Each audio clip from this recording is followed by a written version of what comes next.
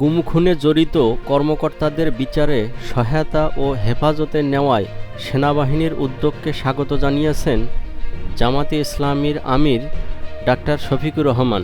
রোববার সকালে নিজের ভেরিফাইড ফেসবুক পেজে দেওয়া এক স্ট্যাটাসে এই স্বাগত জানান তিনি। আসসালামু আলাইকুম দর্শক, চ্যানেল 58তে স্বাগতম। চ্যানেলটি সাবস্ক্রাইব এবং লাইক ও কমেন্ট করে আমাদের পাশে থাকুন। ইতিমধ্যে যারা সাবস্ক্রাইব করেছেন তাদের অসংখ্য ধন্যবাদ। দর্শক, ফেসবুকে দেয়া পোস্টে জামাত আমির লিখেছেন, গুম ও খুনের সঙ্গে জড়িত বাংলাদেশ সেনাবাহিনীর কতিপয় কর্মকর্তাকে বিচারের আওতায় আনার প্রক্রিয়া শুরু হয়েছে। দেশপ্রেমিক সেনাবাহিনীকে নিয়ে বাংলাদেশের জনগণ গর্বিত থাকতে চান।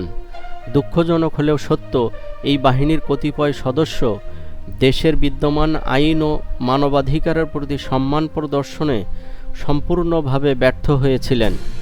তিনি আরও বলেন, ফ্যাসিস্ট সরকারের প্ররোচনা, প্রতিপক্ষ নিধনের এজেন্ডা বাস্তবায়নে সংশ্লিষ্ট ব্যক্তিরা ছিলেন অন্ধ সহযোগী।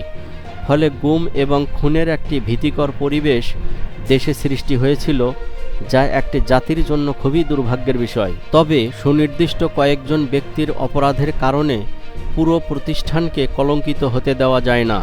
অপরাধের দায় কেবল সংশ্লিষ্ট ব্যক্তিদের ওপরই বর্তাবে। জামাত আমির আরও বলেন, ইতিমধ্যে সেনাবাহিনীর পক্ষ থেকে এই বিচার প্রক্রিয়াকে সহায়তা করার স্পষ্ট ঘোষণা দেওয়া হয়েছে এবং অভিযুক্ত ব্যক্তিদের বাহিনীর হেফাজতে নেওয়া হয়েছে। আমরা সেনাবাহিনীর এ উদ্যোগকে স্বাগত জানাই। জামাত আমির বলেন, আমরা আশা করি কারো ওপর কোনো অবিচার চাপিয়ে দেওয়া হবে না।